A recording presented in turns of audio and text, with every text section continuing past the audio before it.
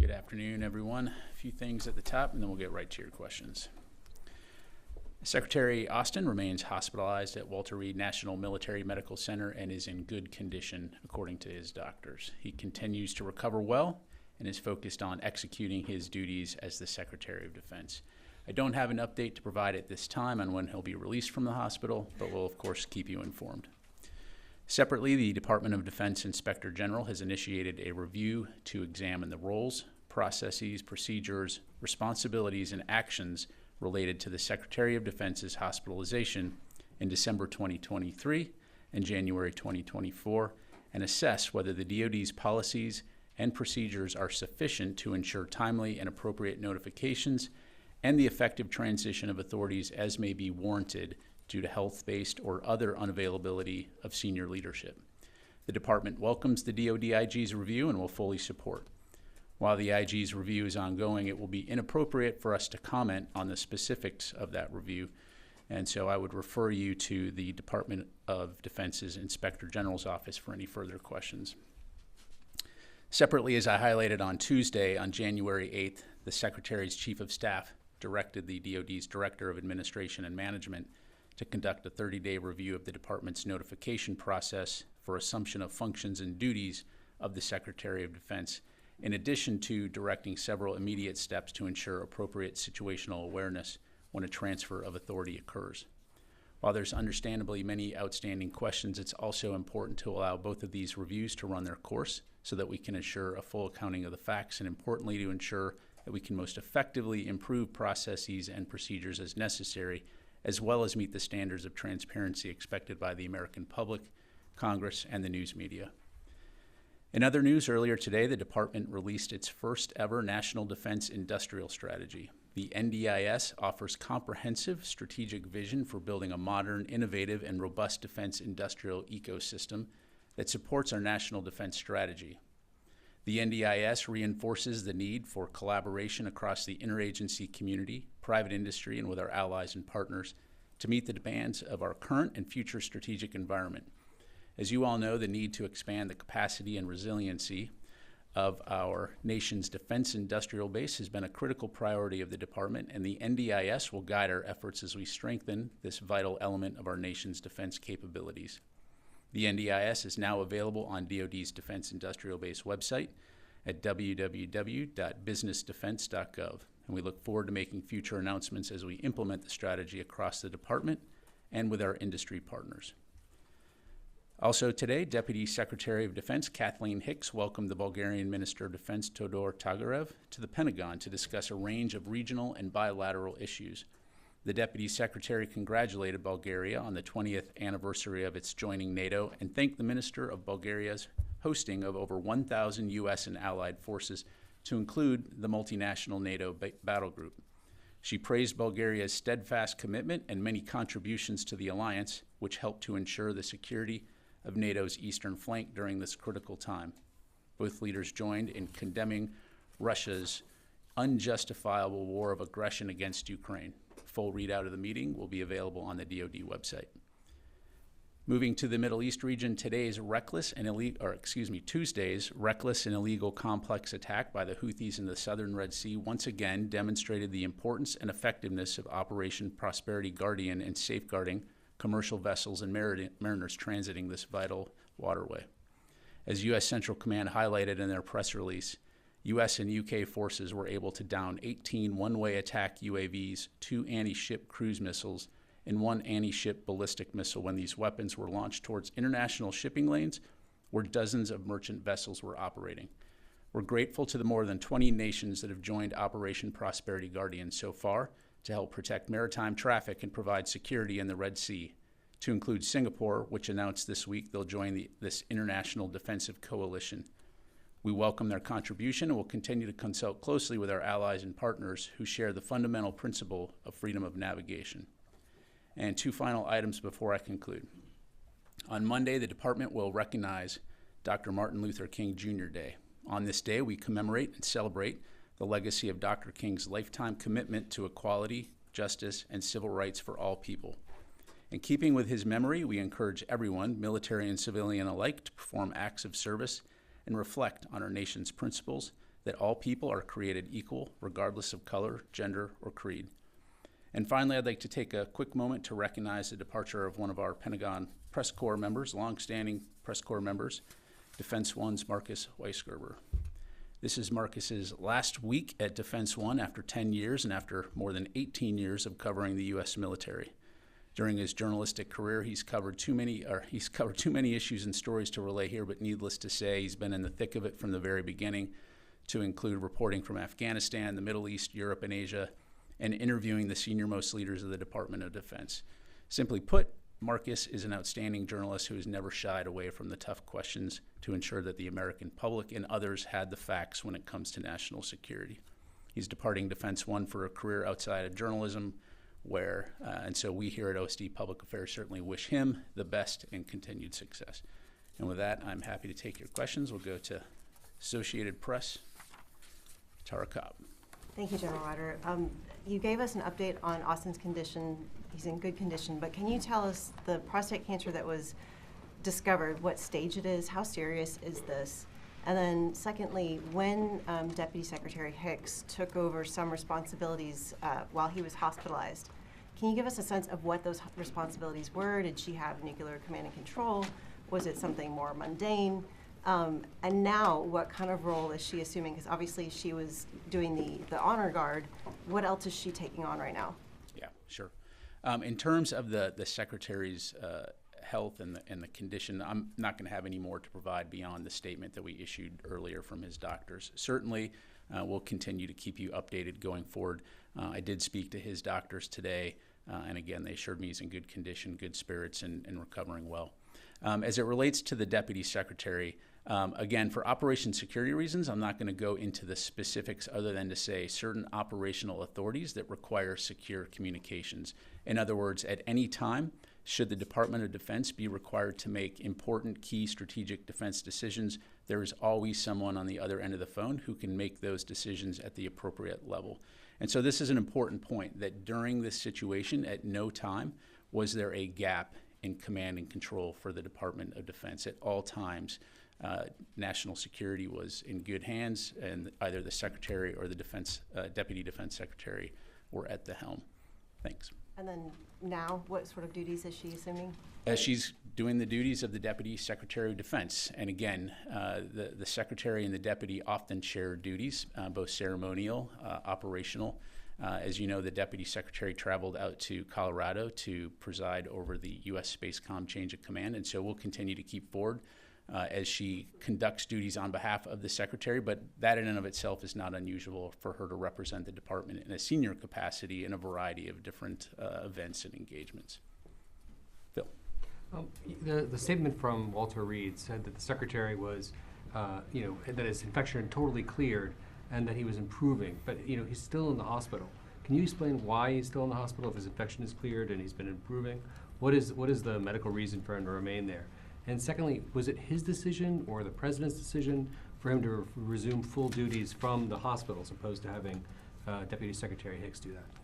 Yeah, so in terms of the specifics on what his medical professionals are providing now, again, I don't have anything more to provide beyond what was in the statement other than to say he will continue to consult with his doctors on what kind of care he needs in order to be released from the hospital at the appropriate time. I think the statement highlighted the fact that he continues to experience some discomfort. And so, out of an abundance of caution, of course, we want to ensure that when the doctors feel it's appropriate for him to check out, we'll do that. So we'll keep you updated and certainly understand the interest.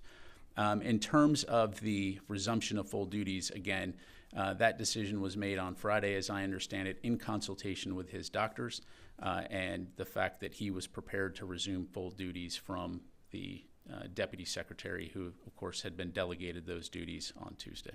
So it was his decision or the President's decision? That's as much information as I have right now, Phil. And again, back to my earlier comment, as we go through this review process, of course, we will be able to obtain much more information and ensure we have a complete understanding of the facts. And so we just need to let that work through itself right And now. just really quickly on Yemen, you talked about their complex attack on Tuesday. Apparently, there was an anti-ship missile fired today. Do you have any details on that, and whether what you know about that incident? I do. So the Houthis fired an anti-ship ballistic missile from Houthi-controlled areas in Yemen into international shipping lanes in the Gulf of Aden.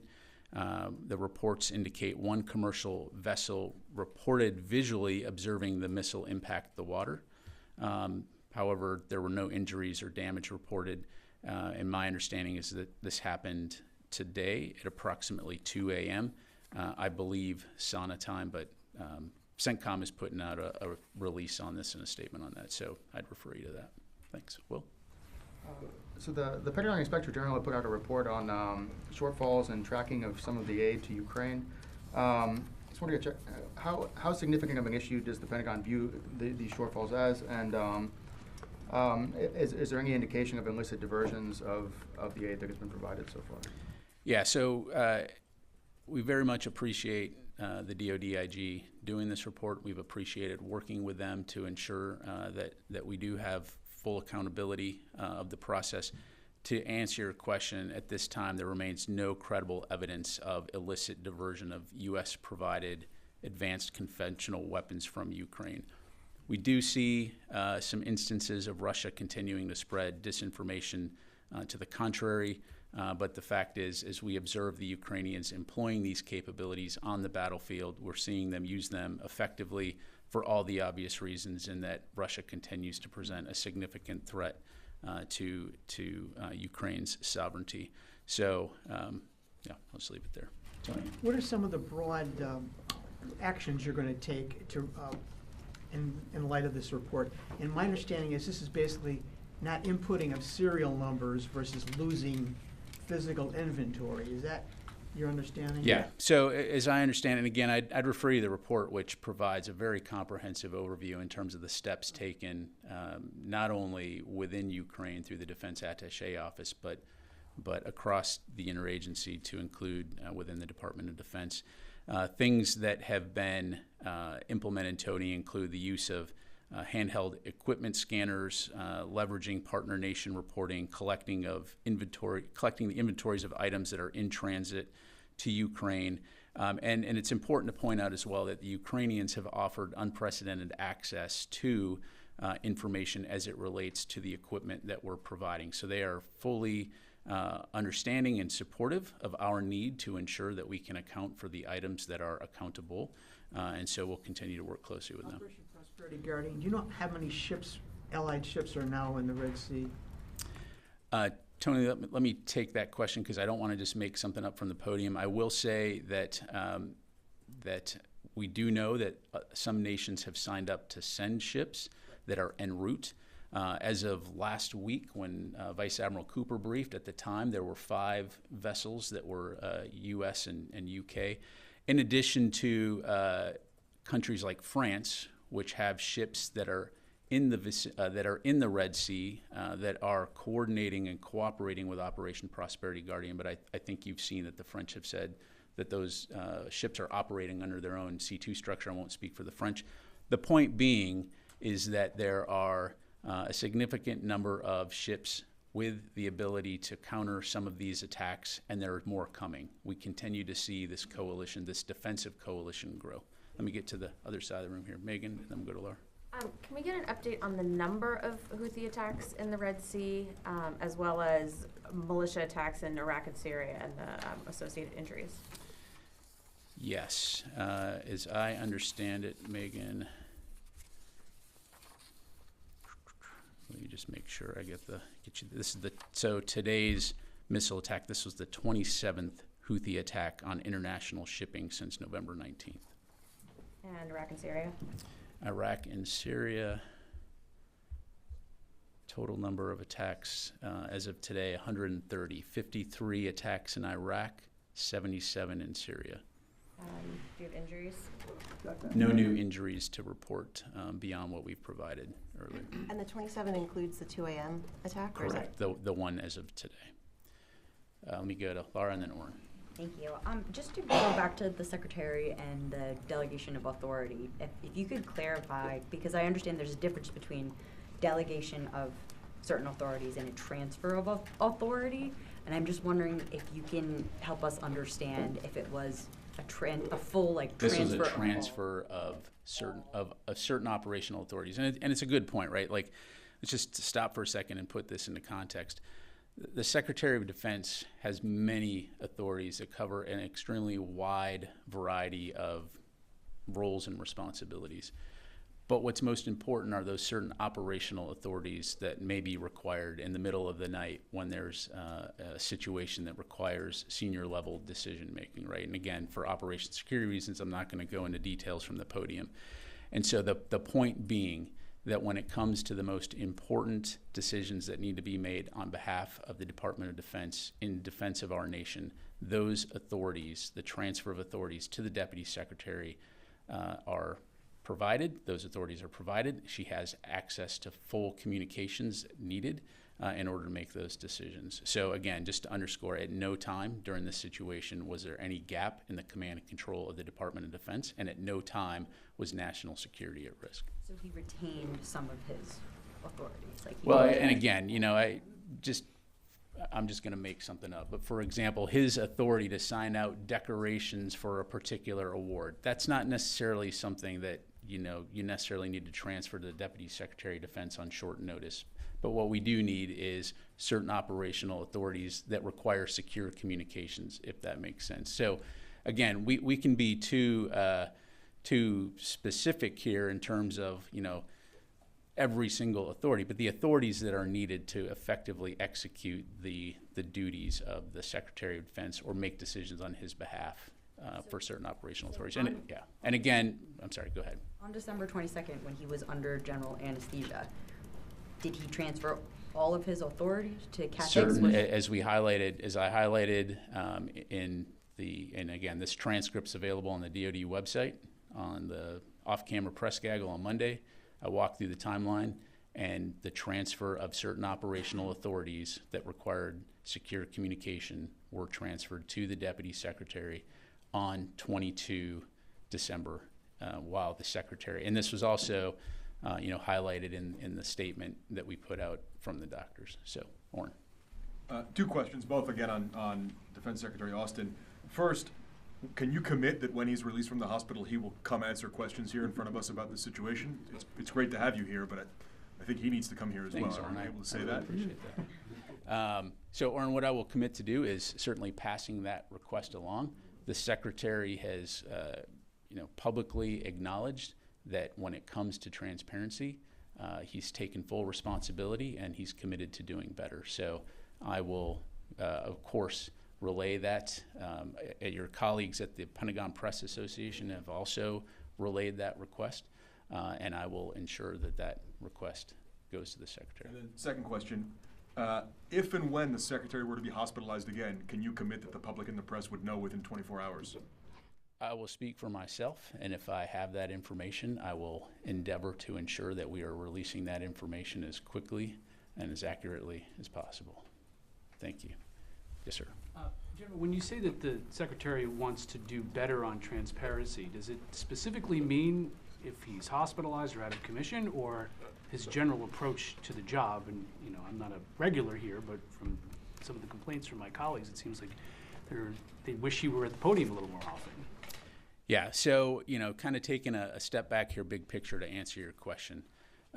Certainly, as I've highlighted earlier this week, there's been a lot of lessons learned, and there has been a commitment by the Secretary to do better when it comes to transparency. And again, he's taken full responsibility. We are committing to abide by the principles as outlined in the DoD Principles of Information, which is ensuring that the public, Congress, and the news media have timely and accurate information about the Department of Defense. We owe that to the American public, and that's the commitment that we're making. Senator Roger Wicker, he's ranking on Senator and Services. He says he's concerned that the President and Secretary aren't talking every day, let alone every several days, and asked to what extent is the Secretary of Defense a part of the principal conversation going on about strategy and tactics. Is it normal for the Secretary and President not to talk for 4 days? So I'd really refer you to the White House to talk about the President and his level of engagement with senior leaders throughout the cabinet. What I can tell you is in my time supporting the Secretary of Defense, he's very actively engaged with the White House and with the interagency process when it comes to the most important national security and national defense issues, and I don't see that changing anytime soon. And finally, just different topic, these reports that Iran has seized a tanker with Iraqi crude oil that was apparently the same tanker that the U.S. confiscated last year.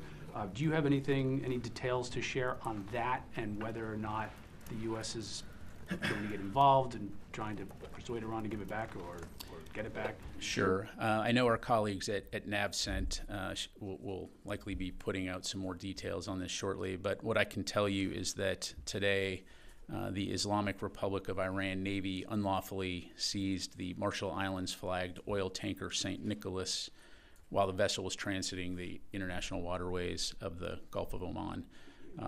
As we understand it, this oil tanker was en route to Turkey when the Islamic Republic of Iran Navy forces boarded and seized control of the vessel. They subsequently forced the tanker to change course toward Iranian territorial waters, and the status of the crew is unknown at this time. Clearly, this activity is contrary to international law. It's another example of Iranian malign activity threatening security and stability in the region, and we call on Iran to release the tanker and the crew immediately. Thank you. Janie.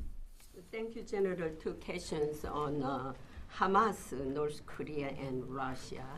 The White House NSC said that it is aware of evidence that Hamas uses North Korean weapons.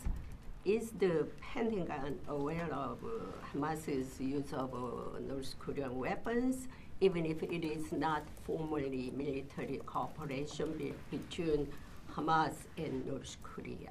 Yeah, thanks, Jane. I don't have any information on that. Thank you. I don't have any information. Okay. But but why Israeli government showed to media recently those old weapons from North Korea? I'm sorry, I didn't understand. Israeli government showed to media they get from Hamas made by the North Korea. Okay, then yeah, I'd refer you to the Israeli government. Clearly they have more information to provide. Go ahead. Yes, sir. Quick, one more point, please. Despite the UN Security Council's condemnation of the violation of the arms trade between North Korea and Russia, Kim Jong-un announced that he will export another new missiles to Russia. How concerned are you about this? Well, we've been talking for a long time about the fact that it's very concerning that the relationship between Russia and North Korea in terms of providing or the provision of munitions and weapons that are being employed on the battlefield in Ukraine, again, just demonstrates the desperation that Russia is experiencing right now when it comes to replenishing their own stockpiles, but also more importantly, the fact that North Korea is participating in the illegal occupation and killing of Ukrainian civilians in this war. Let me get to some other folks here. Let me go to Joseph, and then we'll go to Ellie. Thanks. Back to Yemen for a second. Yesterday, Secretary Austin, it seems like, had his second operational update from CENTCOM and Joint Chiefs. There was a joint statement put out, was it last week, on a warning to the Houthis to stop their attacks without previewing many military action or things that you guys might do. Should we expect any change in the U.S. approach to this threat as opposed to more warnings or statements? Yeah, thanks, Joseph. So you're right. I'm not going to telegraph, forecast, or speculate on any potential future operations. And I think that the statement from multiple nations when it comes to the fact that there will be consequences should the Houthi attacks not stop speaks for itself. And I'll just leave it at that. Ellie. Sorry, just one more.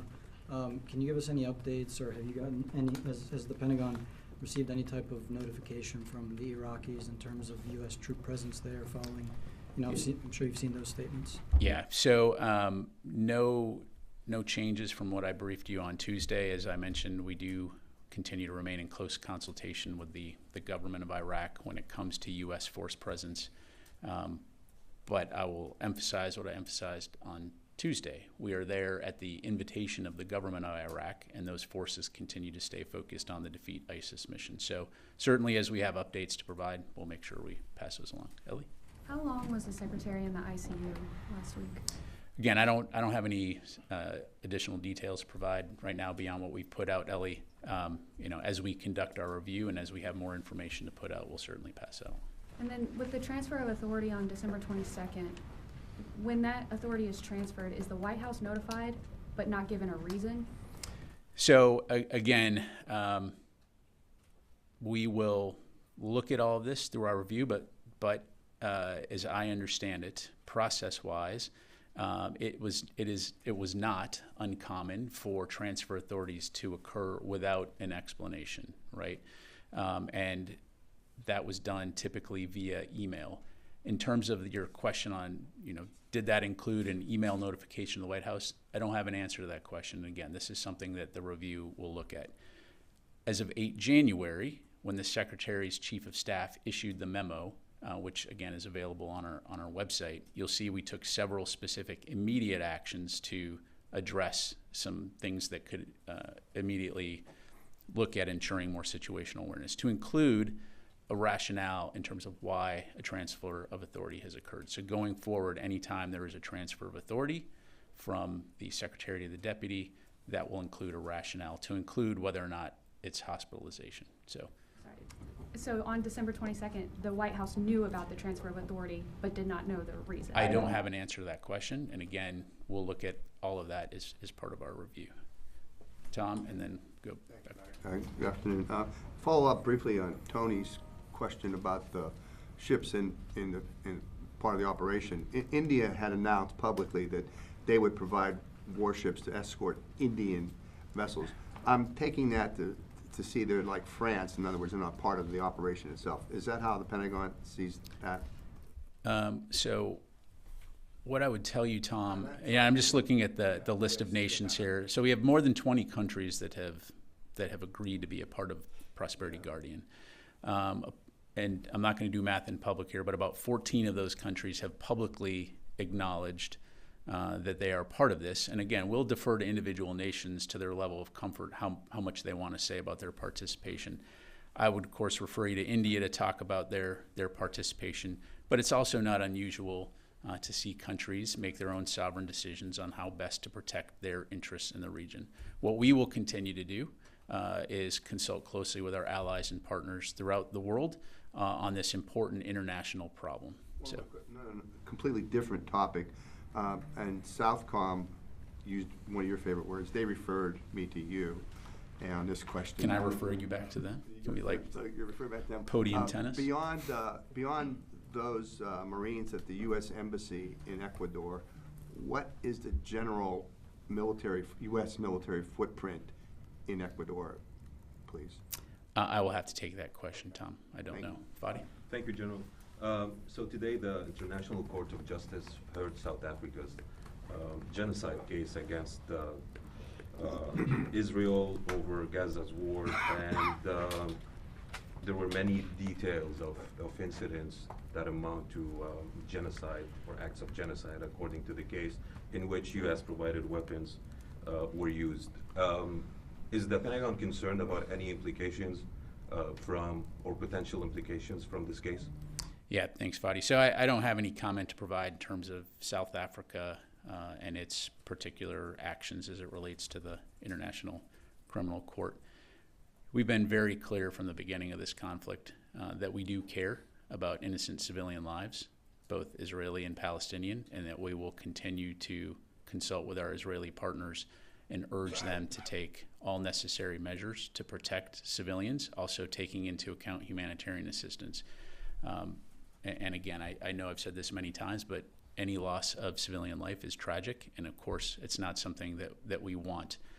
We also recognize the difficult situation that Israel finds itself in terms of defending its country, and ensuring that the kinds of attacks that happened on October 7th don't happen again.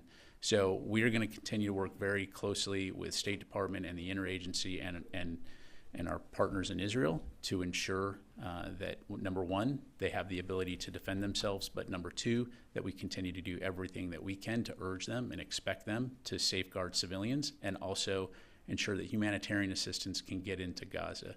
And then more long-term, of course, the policy of the U.S. government is to work toward a two-state solution where Israel and the Palestinians can live, coexist in that region in peace. But again, I'll just leave it there.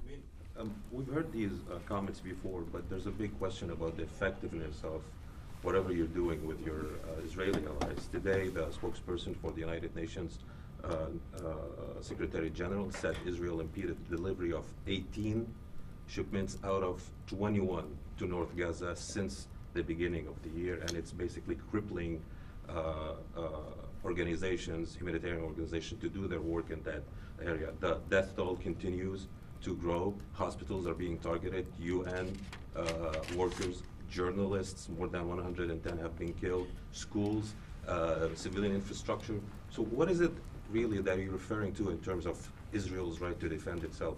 Are you in support of such actions?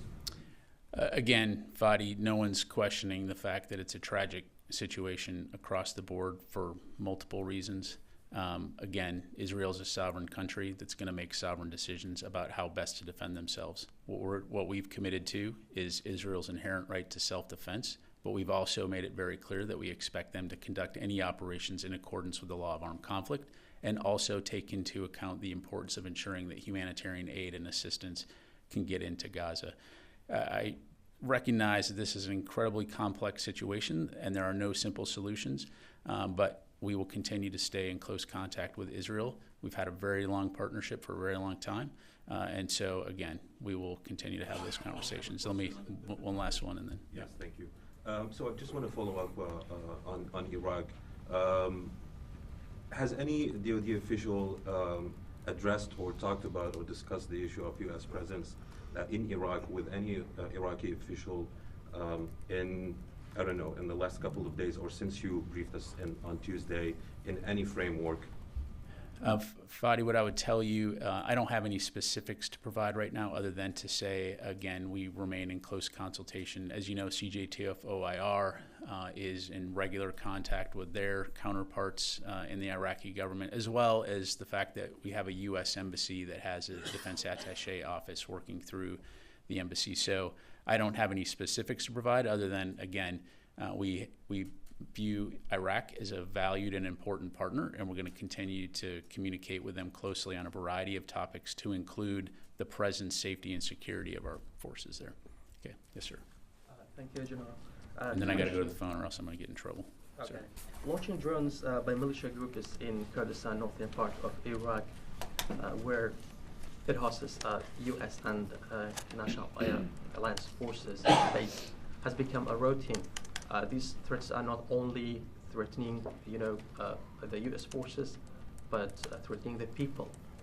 This has, created an unstable situation in the region and created fears with the people. What do you have on this? In terms of the Iranian proxy attacks, is that what you're talking about? Well, clearly, I mean, these are dangerous attacks, as we've talked about, and certainly the repercussions on the innocent people of Iraq when these proxy groups conduct these types of things.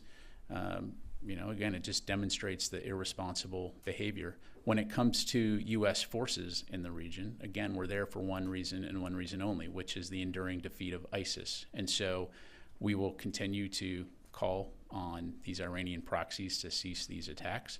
But we won't hesitate, as we've demonstrated in the past, to take appropriate action to protect our forces should we need to do that. Let me go to the phone here. Howard Altman. Hey, thanks, Pat. I've got a couple questions on the situation in the Red Sea. Is the Pentagon tracking a mobilization, a Houthi mobilization of forces in its area of control of Yemen? And then the British Prime Minister is meeting with his cabinet tonight to perhaps talk about this. Are you aware of this? And then with regard to the ships that are attached to Operation Prosperity Guardian, one, would they, it's a defensive operation, but would they possibly be involved in any offensive operation because they're Arleigh Burkes? And is there a concern about their defensive munitions, given how many times they've had to take out Houthi missiles and drones? Thanks. Thanks, Howard. That was a lot of questions there. Okay, in terms of Houthi forces and what they're doing and where they're going and all that, I'm just not going to get into intelligence from the podium here. In terms of Prosperity Guardian as a coalition, again, just to be clear, Operation Prosperity Guardian and the charter under which it's operating is a defensive coalition. And so its focus is on helping to safeguard commercial vessels and mariners that are transiting the Red Sea region. And so, again, think of it as sort of a highway patrol that's there to respond and to help safeguard shipping, as I highlighted in my topper. Whether individual nations outside of the auspices of Prosperity Guardian opt to take any other action, of course, that's a sovereign decision. And again, I'm not going to forecast or speculate on potential future operations. And then as it relates to the readiness of U.S. forces operating in the Red Sea and in the Central Command region, I'm just not going to talk about readiness other than to say we have the capabilities and the capacity to do what we need to do to execute the missions that we've been assigned. Thank you. Let me go to Heather Mongilio, USNI. Thanks so much. So the British Secretary for State for Defense, Grant Shapps, said that this was the largest attack, the January 9th, attack on a British ship in decades. The United States hasn't come out and said that it believes that its ships were attacked by the Houthis. I was just wondering, can you explain, what the definition that the Department of Defense is using when looking back on whether these attacks whether the Houthis launching missiles are attacks on U.S. ships? Yeah, thanks, Heather. We've talked about this in the past, right? And so I think the important thing here is what are the potential threats to U.S. vessels? And importantly, for those nations that are supporting Prosperity Guardian and assigned to help safeguard commercial vessels transiting the Red Sea, it's taking appropriate action to safeguard those vessels and the lives of the mariners. And so as a attack drone or as a missile comes within the threat range of a U.S. military vessel or in a crowded international shipping lane, those vessels have the right, those crews have the right to defend themselves and shoot first, ask questions later in terms of protecting lives. And so again, that's the important equation here. And of course, we're always going to do whatever we need to do to defend our personnel. Got time for just two more. Yes, sir. Thank you. I have one on Ukraine, one on the Red Sea. So you said that you had over $4 billion in PDA authority for Ukraine left. So is it possible to use this authority now and replenish the stocks later when the Congress approves the supplemental, given what's at stake here? Well, certainly what's at stake in Ukraine is incredibly important. And again, this is why we will continue to work closely with Congress to try to receive supplemental funding. At issue here, again, is the question of impacting our own readiness as a nation and the responsibilities that we have, many of which I've talked about here. And so, yes, while we do have that $4.2 billion in authority, we don't have the funds available to us to replenish those stocks should we expend that. And with no timeline in sight, we have to make those hard decisions. And so the most important thing right now is securing additional funding from Congress, and we'll continue to work closely with them on this important international security issue. On the Red Sea, so today John Kirby said that the U.S. is going to do what we have to do to counter and defeat threats from the Houthis in the Red Sea. So to what extent is the problem just the Houthis, and to what extent is the problem Iran's enabling of the Houthis? And does the Pentagon assess that possible action against the Houthis will help to deter Iran too? Yeah, so again, without speculating about potential future operations, we know that these are Iranian-backed groups. The Houthis are funded, trained equipped by Iran to a large degree. And so we know that Iran has a role to play in terms of helping to cease this reckless, dangerous, and illegal activity. And so again, we would call on Iran to do that. Should they choose not to do that, again, as was highlighted in the international coalition statement, there will be consequences. And I'll just leave it at that. Okay, good. All right, two more just because, yeah. Yes, sir. Thank you, sir. Before my two quick questions, if I make a personal statement, I pray Gotta for keep the it short, though. I pray for the secretary and for his fast recovery and best and wish him well. Thank you. That's very kind. And my question is, India is following U.S. in many fronts in the space, including going around the sun and also in studying the hole, black hole. Is there a space agreement between the U.S. and India now? And year 24 will be the space relations between the two nations, India and U.S. That's probably a question best addressed by State Department in terms of bilateral relationships when it comes to civil space and research. As you know, there's different types of space. There's national defense space, then there's commercial space, and then there's research and science. And so things like international research in space would probably be something either to talk to NASA or the State Department about. All that to say, again, the contributions that India continues to make in space and the advances that they continue to make are very impressive. And of course, as a nation, we continue to look forward to working closely with India on that. Second question, sir. Thank you.